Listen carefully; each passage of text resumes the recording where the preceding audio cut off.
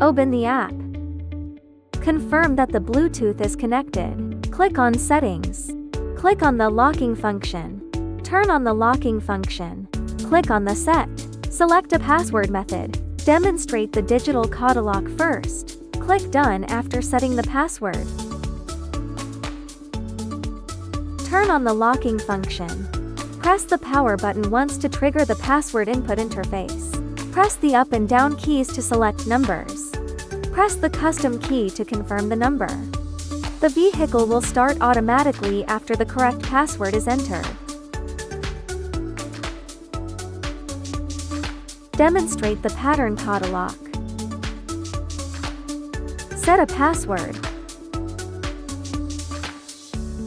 Click on Done. Manually operate the set password on the vehicle body. Click Got It after successful verification. Turn on the locking function.